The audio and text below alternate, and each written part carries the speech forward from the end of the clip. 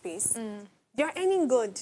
And with every passing time, as they keep climbing the ladder, the money keeps increasing. Yeah. But inwardly, they're still not satisfied with what they are doing. That's a part of stagnation. Yes, yes. Now, there are other people that are doing so well. I mean, they are doing what they love to do. They love the conferences they are going for, the panel sessions where they are the chief speaker and everything, representing their organization across board. But the salary isn't meeting up to what they are doing. So that's also stagnation to them. So I like us to, you know, open it up in a very broad way so that we don't make stagnation feel like it is only for formal, you know, endeavors or businesses. So now, looking at that video, what stuck to me was, firstly, I don't want to sound like a critic, but I hope that this is going to be taken well. But the way that person did speak for that video, it seemed as though from the beginning he wasn't even meant to be in that profession. He didn't strike me as a banker. No, let me tell you the truth. Tell me. You know, as humans, we have this first impression thing that sticks to how us. People should look. Yes. When I first saw you go as beauty, I know that you're a talker. So apologies. No, it's okay. Talk active. So yes, that's cool. talk active girl. Yes. Someone who was, you know, very vibrant in the media space. And that district. When I did see Peter, he looked like somebody that, let's just get the job done behind the scene, do it perfectly, and we leave. So my first impression upon seeing that person that made that video, I was like, this person, I don't know how you got into this banking field. But seeing that you don't even fit the portfolio in my own subconscious, it shows that probably you're probably never doing the job well. Yeah, that's part of it. That maybe this stagnation was not far-fetched. It was going to happen. Firstly, we're seeing that, of course, there are content creators now in the formal space. But the way his own was even done, the way he was talking, there was no you would know concrete. He's frustrated. I think it's out of frustration. Out of frustration, but it was giving this vibe that didn't feel like that formal banker that I would want to know. I hear you. And then let's look at bankers. 15 years in his space. We need to ask questions. 16 years. Yes. I know that space can be very competitive with climbing the ladder and all. But how did you actually stay 15 years and you didn't move? Like, we need to really ask a question. Did you develop on your own and you did not move? Because his own claim in that video was not about the activities. It was more of the money. The money was what was causing the stagnations. Because he was saying that commercial banks will suck life out of you. Let's not lie. The fintech space and the finance space is a very profitable industry in this country that we're in. We've seen how people are thriving from startups. We've seen commercial banks already pivoting into fintech companies, and they are making extra money from it. So it depends on your skill and what you offer, what you put on the table. I know that one firsthand from listening to stories. I attend a lot of conferences, so I know how these people think. If you have something to offer on the table, why would you be complaining about stagnation? So when I saw that person's video, my mind firstly was this environment, the way the person was dressed. It seemed like maybe he didn't go to work that day. He didn't look very formal. I don't want to use accent thing as a way to judge, but there was this vibe he gave me as somebody that probably just got into that career. You know, again, the banking industry is such that people can do agriculture in school. Computer science, then just do 1 year or some few months of training, and they're in there. Some people don't even get there for the right motive, just to make ends meet. We know how the economy is, how difficult it is to get, you know, different jobs and all. So that firstly was the idea that I had. Now looking at stagnation, one of the things I want to highlight some problems that causes this thing. I have some things here. Is doing the same task repeatedly without learning anything new. Human beings are meant to be proactive. We are meant to be on our toes. If you're doing the same things over and over again, you will get bored. That stagnation is meant to set in. Another one is not learning any new skill, and that is a problem that we have. So I'm asking, in 15 years that you're in an organization, forget the fact that you're saying that they are sucking you dry and everything. What new skill did you actually learn? And also, if you're not getting feedback or your effort out notice, you cannot take that away, because in some organizations, you can be, how they used to call this thing, there's this pidgin language, you're walking like Jackie, eating like ant, something like, okay, you're walking like elephant, you're eating like an ant. So you actually have been doing some things that are great, but it's not getting noticed for it and everything. So now, looking at this particular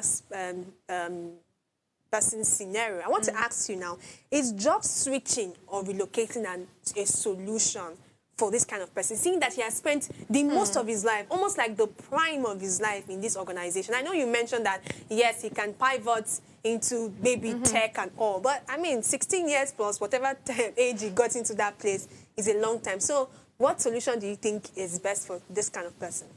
So, I think job switching sometimes might, do to some extent, actually. It's, to not take everything away.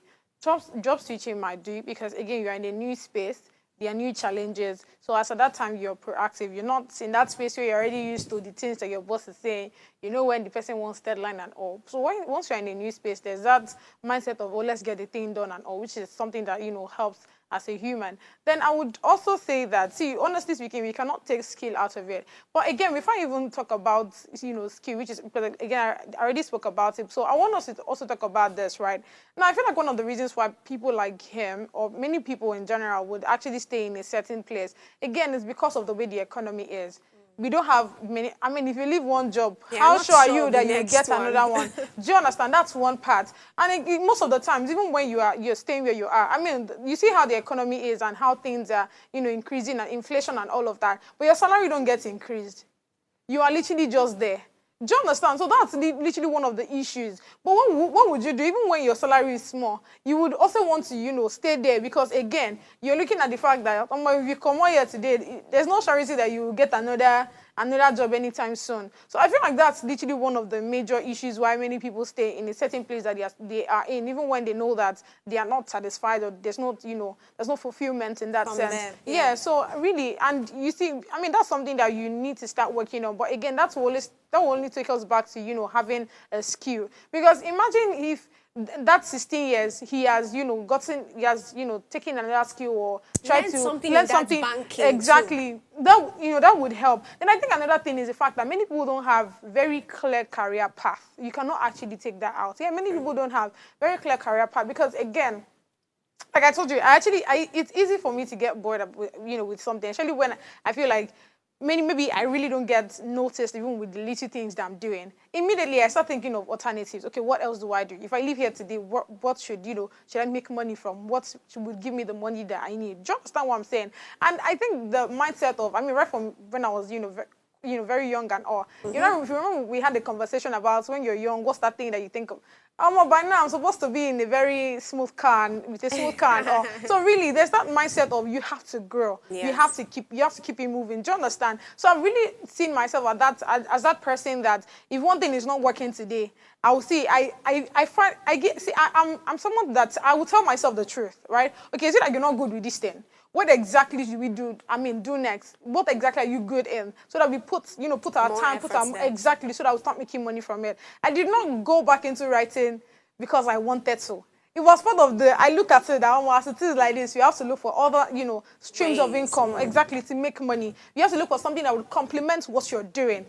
I don't know if you get what I'm saying. Yes, so that's something that I went into. So again, having that mindset of, okay, we need to grow. We need to, leave this level to another. So you're saying that pivoting can also be a solution It can be, yeah, again, but with the right mindset, of course. With the right mindset, with a clear career path. Because if you even leave that job to another, you would still feel, give it 5 years, give it 6 years or so. At the end of the day, you start feeling what you were feeling before. Exactly. So you see, having good, a new skill, having the right career path, having a clear career path would actually help you, from feeling the whole stagnation and all. So yeah. Very good. Thank you very much for landing with that. So I think that it's not difficult to pivot or move, even when you're having some form of fulfillment in a particular career. You're human. We are that free butterfly. You can always fly and explore and do many things. So it's not, all hope is not lost for the person that started this conversation for us. We'd like to take this short break, and when we come back, I want us to open up on personal branding as professionals and how we can leverage on that in this century and times that we're in. So we'll take this short break, and when we come back, we're going straight to that. Of course, we need your comment and your contribution to this, so please let us know. We'll be back after this short break.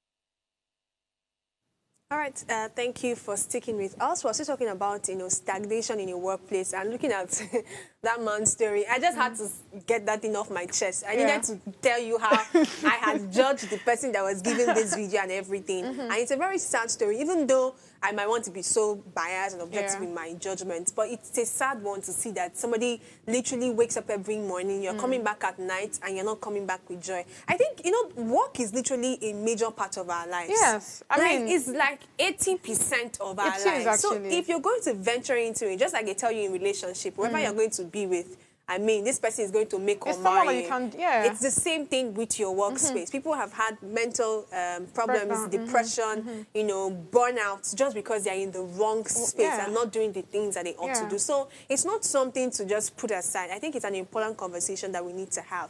But let's talk about personal branding. And I think in the formal space, we're seeing things changing. We spoke about how some of these formal jobs before were the hype. And why were they the hype? Because they had the money, they had the class, they had the just vibe with it. Do you understand? I remember when I was growing up, growing up, I had this banker and the husband staying opposite our house, and I just liked them. And I think that a good way I was profiled when I was in secondary school was that somebody said that, I asked somebody very casually that, oh, look at me, what kind of profession do you think will fit me? And the person was like, oh, I think anything in the corporate space, maybe like a secretary or receptionist, because you look very formal. I mean, I wasn't all loud. I didn't have the boldness to do pink hair like you. I've always been shirt and skirt girl. So they profiled me into that corporate space. So I will say I've always loved the corporate sector because there was just this beautiful thing about it. And that's why I like corporate fit a lot, even though I've not started exploring that fashion of mine, but you're going to see it soon. So, and all of that, but there was a way things were done. I mean, I don't think at that time they could bring up, you know, ring lights and cameras and say, we want to take a day with my boss. So or put camera in front of your boss face and say, boss, I want to ask you a question. I think things were just get it done, go and sit down. If we're going to celebrate maybe birthdays and some other things. But now we're seeing things changing.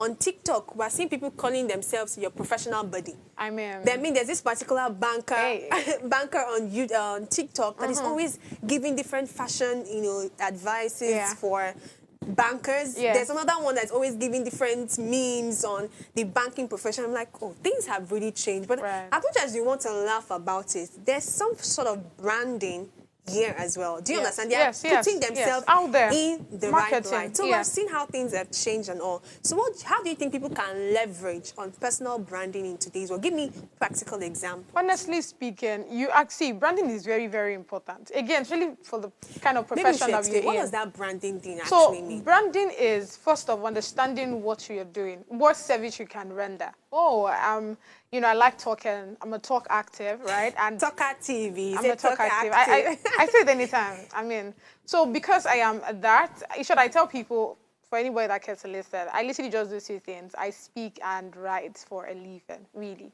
So so imagine, I mean, I already have that service I'm rendering. I'm writing to people, I'm speaking to people. Then we're not, you know, making more formal. Oh, I'm an event host, you know, podcast, TV, radio host, and all, right? And immediately I have all of these things all pulled out. Now that's what branding is. Branding is now putting it all together in one set, and that's why even I mean, if you go to my social media page, you're seeing it all there, and I'm telling you that these are all the services I'm rendering. Then I'm showing you how I'm doing it, right? I mean, that's why you not do your one day into the office, one day as a come with me exactly. I so that people for that. I mean, she was really good with all this content. So I mean, those things now is not more like your portfolio, so people are seeing, right? So I mean, as a person, I know how many times I've had to send certain proposals and all of that, and the next thing the person wants to hear is, oh, let me see what you've done. So literally, most of the things that you put on social media, those things that you put out there, that I mean, those services that you show people that, oh, this is what I do, and these are the services I render. Honestly speaking, they are like your portfolio. So it is important that you brand. No, I don't think that I mean, we're in that age where many people are more concerned about experience. Yes. That's why you will see some people tell you, I need a fresh NYSC graduate with 20 years experience. Interesting. Emphasis on experience, actually. I mean, she must have been doing it even from school. Do you your understand? mother's womb, because Your how mother's do you womb, expect really? me to have 20 years experience? But that's on the lighter note. But honestly speaking, like I said, emphasis on experience. Many people want to see that you're already doing something. You've done this. I mean, even as a writer, most of the times when I'm applying for a particular thing, I'm sending proposals out to people, the next thing they're telling me, they are saying is, oh, how long have you been doing this? My guy, what if I tell you I just started? They don't want to hear that. Do you understand? Because they don't want to gamble with their work. Exactly. Especially when it comes to the content or copywriting space. Honestly speaking, that's a lot, because if I have not written any content for someone, if I've not helped them with, certain things on how to push their brand and all, now if I'm applying to, for a new job and all, they always want to be concerned about, oh, what you've done, what blog post have you put out there, how many followers, how good are you with the SEO? I mean, there are a lot of things to it, honestly. So yeah, you cannot take out that experience, and that's why it's important that you do your personal branding is important. And that's, you see how important it is, right? That's why you would see, I mean, many startups, many companies really, not even startup, you see them want to put their business out there because everybody has come to terms of come to understand that you see those things that you put out on social media, those are your portfolios actually. Those are your content, those are the service that you render. When people see it, they understand immediately that, oh, these are the things this person is doing. So it's easy for them to reach out. It's easy for them to even want to give you the job. Do you understand what I'm saying? Not many people are concerned about your write-up again. I mean, when it's one thing to send your CV and all of that, it's not enough. Unlike 10 years ago, 15 years ago, that when you send your CV to them, they'll just look at it. Oh, you did this, you went to this school, nice. That's okay. Oh yeah, you can get the job. And they just talk to you and you get the job. Right now, everybody's more concerned about what you've done. What you've done, very true. Pardon me. So another thing to help us with personal branding, you've already mentioned it, so I'll just stretch on it a little, is visibility. I think people, they should be clear right now that we're in an age and in a society where if you do not let people know about what you do, nobody's going to give you anything for it. Simple. So at this point, we need to start having more corporate professionals putting out their work out there. And there are different platforms that can help this. In case you think that I don't want to be that banker on TikTok that's dancing and telling you how my day went or, different things that happen in the banking industry, there's LinkedIn.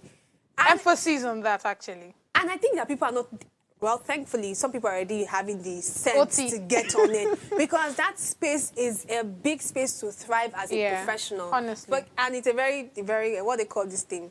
They will pressure you on that space, because you come to that space and you see, I started at the age of 17. I just landed my first 2 international gigs. And you're like, and I have some things past this person. What's really going on? It's visibility. Honestly. You have to put out your work. And, I think in different professions, there are a lot of transferable skills that people need to start looking out for. If you're working in the education sector, don't think that there's stagnation there for you. Even as a teacher, there are other things you can do. That's why there's online teaching now. There's this thing where people are now showing themselves as thought leaders in their profession. Do you understand? That means what you are even learning, even if you're not a pro yet, the process of your learning can also be an example for somebody to look out for. And then somewhere in someone's mind, you are like, oh, you have 1 or 2 things, knowledge about this particular field. So yes, this is time to be more visible with your craft, whatever industry that you're in. If you're in finance, talk about the finance space, talk about trending issues, go to the newspaper, see some, trending stories about, loans, about money, about this tariff stuff, and do carousel post about it. Always talk about it. Be top of mind when I want to think about something like this. There are so many people right now, if I want to think about health, I know the people I'm going to go to. If I want to think about finance, I know the people I'm going to go to. Why? Because they've endeavored that throughout their process and journey, they let you know that this is what I stand for. So I think that as career professionals, we've had this conversation over and over again. We need to start having people more visible about their profession. Optimize LinkedIn a lot. I think there's even something called LinkedIn optimization. Yes. Optimize LinkedIn, put it out there, have something very professional. And I'll speak about that portfolio thing a lot. Recently, somebody had to reach out to me for, because I lost a lot of my files. So I didn't have some works I had done for voiceovers and everything, and they needed to send this to a particular client. The person obviously believed in what I have done, but he's not the one to make the final say. Exactly. Because the major party want to see proofs and all of that, and I couldn't find any. I had to start asking other people that have sent some things to, and it was a very rigorous process for me. Eventually, I got some things, but it now showed me that, see, you have to take it very seriously. That visibility thing, put your work in a very professional way, so that when the opportunity comes, you'll be ready. You know that whole thing about luck and everything? I think it's not just luck that makes things. So no, it's not. Readiness. When you are ready for certain things and the opportunity comes, that's when you can now say it is luck. But eventually, it's not even like luck. I don't consider a lot of process luck. was put into it. As we begin to wrap up the show, how do you think organizations can help their staff become better? Because honestly, I think a major reason for this stagnation is because they are in an environment where growth is not encouraged. Exactly. So please, let us on it. So honestly speaking, I was waiting for you to land, because that's the thought that came to head. Do you understand? Most of the times you find yourself in spaces where your boss is probably they don't know any better, because again, I will not give them 100%. Do you understand? But it's important to be in a space where, you know, trainings are done. You go for, you know, I mean, you guys hold conference. All of those things are actually very, very important, because again, it will help you to be able to deliver your job very well. Do you understand? So honestly speaking, I think this is the time where we speak to, you know, people that own a business, people that are just starting HR up. professionals. Yeah, please. It's important that trainings are, you know, done for not just. I mean, honestly speaking, it will help the growth of the company, because the growth of the company is actually, you know, done by the people that you have, you know, the staff that is working for you. So when you train those people, it will help them deliver a good job. So it's important that if you want the growth of of course, if you know the growth of your company and you want the growth of your company, it's important that you put all of those things in place, ensuring that there's trainings for each of your staff, so that again, like I said, it just helps them deliver the job, you know, very well. So yeah. And I'll say something again, that there's this thing in workplace where I think there should be some sort of individualistic treatment for different staffs. It can be a very long shot, because if you have a workforce of 50, 100 people, how do you want to concentrate on everyone? But they have said the growth of a company or the growth of any startup is based on the human, you know, resource available. So I think one way to enable that, people working with you are their very best and they are bringing in their very best to work, is that you also individualize treatment for people. Do not just, yes, there's payments too, but there's also watching out for people. I mean, if you've noticed that a particular person has been in a space and it's not growing, you know, some companies encourage people not growing. You have seen that they're actually not growing. Nothing is being done. You're just okay with them staying in that seat and, you know, being sad, being burnt out, most likely even talking about your organization in a wrong way outside. So I think we should start paying attention to those places that we do not pay attention to. Look at such CEOs, they don't understand. They're not intentional about their company's growth. And that's what I wanted to emphasize on. If you know that you really want your company to grow, you have to ensure that your staffs in question are growing, because that's the only way your company can grow. And pay attention to everybody that comprises of your staff. Just pay them well. Not just the ones that you feel, oh, this one's will bring about the good, but everybody, because at the end of the day, the smile is going to be for everyone. So yes, it has been a very important, interesting conversation. Thank you to God's Beauty, our multifaceted professional. And this is where we wrap up Ways show for this week. I mean, it has been amazing from Monday, right, God's Beauty? And next week, again, Monday to Friday, we're coming here with the hottest of topic, from politics to finance and everything in between. So please do not miss this for anything. Catch you on Monday, and happy Easter.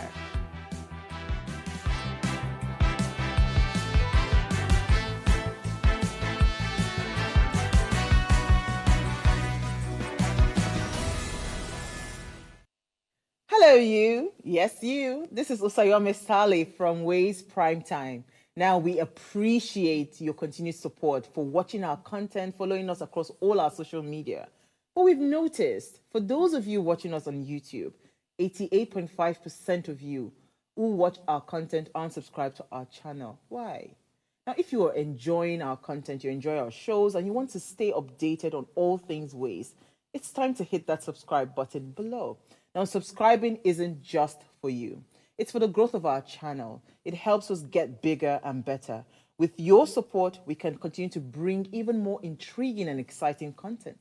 How about you subscribing right now and being a part of our community?